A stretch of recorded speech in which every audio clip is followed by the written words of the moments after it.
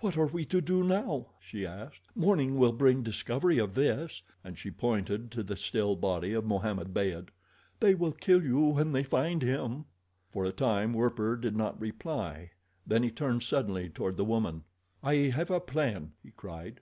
"It will require nerve and courage on your part, but you have already shown that you possess both. Can you endure still more?"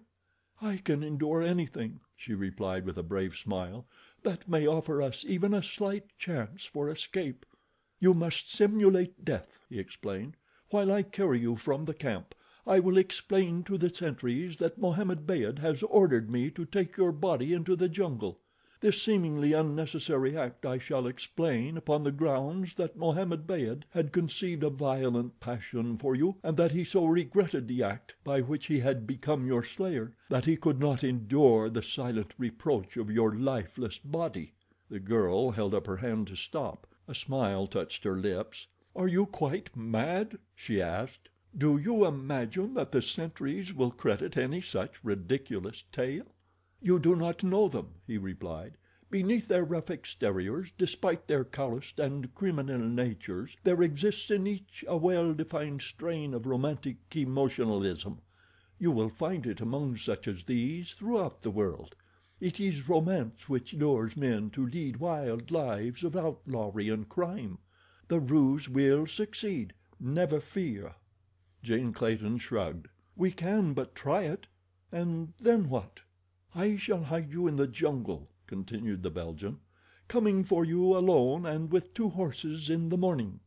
"But how will you explain Mohammed Beyd's death?" she asked. "It will be discovered before ever you can escape the camp in the morning." "I shall not explain it," replied Werper. "Mohammed Beyd shall explain it himself. We must leave that to him. Are you ready for the venture?" "Yes. But wait. I must get you a weapon and ammunition," and Werper walked quickly from the tent. Very shortly he returned with an extra revolver and ammunition belt strapped about his waist. "Are you ready?" he asked. "Quite ready," replied the girl. "Then come and throw yourself limply across my left shoulder," and Werper knelt to receive her. "There," he said as he rose to his feet. "Now let your arms and your legs and your head hang limply. Remember that you are dead." A moment later the man walked out into the camp, the body of the woman across his shoulder. A thorn boma had been thrown up about the camp to discourage the bolder of the hungry carnivora. A couple of sentries paced to and fro in the light of a fire which they kept burning brightly. The nearer of these looked up in surprise as he saw Werper approaching. "Who are you?" he cried. "What have you there?" Werper raised the hood of his burnoose that the fellow might see his face. "This is the body of the woman," he explained. "Mohammed Beyd has asked me to take it into the jungle, for he cannot bear to look upon the face of her whom he loved, and whom necessity compelled him to slay. He suffers greatly. He is inconsolable. It was with difficulty that I prevented him taking his own life." Across the speaker's shoulder, limp and frightened, the girl waited for the Arab's reply. He would laugh at this preposterous story, of that she was sure. In an instant he would unmask the deception that M. Frecoult was attempting to practice upon him, and they would both be lost. She tried to plan how best she might aid her would-be rescuer in the fight which must most certainly follow within a moment or two. Then she heard the voice of the Arab as he replied to M. Frecoult. "Are you going alone, or do you wish me to awaken someone to accompany you?" he asked, and his tone denoted not the least surprise that Mohammed Beyd had suddenly discovered such remarkably sensitive characteristics. "I shall go alone," replied Werper, and he passed on and out through the narrow opening in the boma by which the sentry stood. A moment later he had entered among the boles of the trees with his burden, and when safely hidden from the sentry's view lowered the girl to her feet with a low "Sh! Sh!" when she would have spoken. Then he led her a little farther into the forest, halted beneath a large tree with spreading branches, buckled a cartridge belt and revolver about her waist, and assisted her to clamber into the lower branches. "Tomorrow," he whispered, "as soon as I can elude them, I will return for you. Be brave, Lady Greystoke. We may yet escape." "Thank you," she replied in a low tone. "You have been very kind and very brave." Werper did not reply, and the darkness of the night hid the scarlet flush of shame which swept upward across his face. Quickly he turned and made his way back to camp.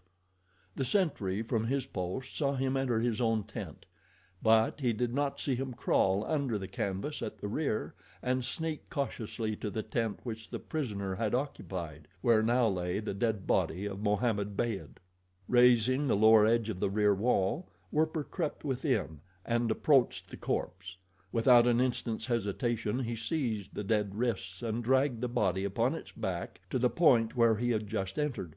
On hands and knees he backed out as he had come in, drawing the corpse after him. Once outside, the Belgian crept to the side of the tent and surveyed as much of the camp as lay within his vision. No one was watching. Returning to the body, he lifted it to his shoulder, and risking all on a quick sally, ran swiftly across the narrow opening which separated the prisoner's tent from that of the dead man. Behind the silken wall he halted and lowered his burden to the ground, and there he remained motionless for several minutes, listening. Satisfied at last that no one had seen him, he stooped and raised the bottom of the tent wall, backed in and dragged the thing that had been Mohammed Beyd after him. To the sleeping rugs of the dead raider he drew the corpse. Then he fumbled about in the darkness until he had found Mohammed Beyd's revolver. With the weapon in his hand he returned to the side of the dead man, kneeled beside the bedding, and inserted his right hand with the weapon beneath the rugs, piled a number of thicknesses of the closely woven fabric over and about the revolver with his left hand. Then he pulled the trigger, and at the same time he coughed. The muffled report could not have been heard above the sound of his cough by one directly outside the tent. Werper was satisfied. A grim smile touched his lips as he withdrew the weapon from the rugs and placed it carefully in the right hand of the dead man, fixing 3 of the fingers around the grip and the index finger inside the trigger guard. A moment longer he tarried to rearrange the disordered rugs, and then he left as he had entered, fastening down the rear wall of the tent as it had been before he had raised it. Going to the tent of the prisoner, he removed there also the evidence that someone might have come or gone beneath the rear wall. Then he returned to his own tent, entered, fastened down the canvas, and crawled into his blankets. The following morning he was awakened by the excited voice of Mohammed Beyd's slave calling to him at the entrance of his tent. "Quick, quick!" cried the black in a frightened tone. "Come, Mohammed Beyd is dead in his tent, dead by his own hand." Werper sat up quickly in his blankets at the first alarm, a startled expression upon his countenance, but at the last words of the black a sigh of relief escaped his lips, and a slight smile replaced the tense lines upon his face.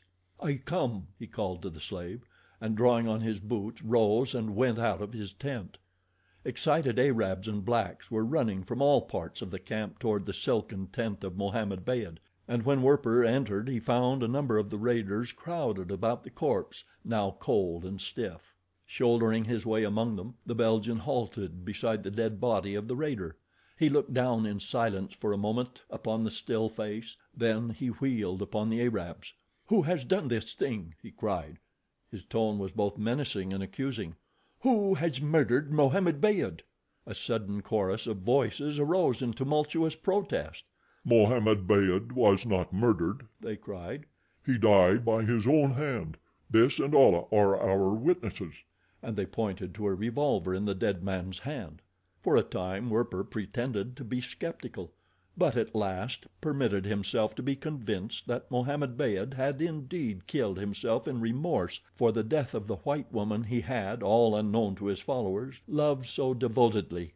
Werper himself wrapped the blankets of the dead man about the corpse, taking care to fold inward the scorched and bullet-torn fabric that had muffled the report of the weapon he had fired the night before. Then 6 husky blacks carried the body out into the clearing where the camp stood, and deposited it in a shallow grave. As the loose earth fell upon the silent form beneath the tell-tale blankets, Albert Werper heaved another sigh of relief. His plan had worked out even better than he had dared.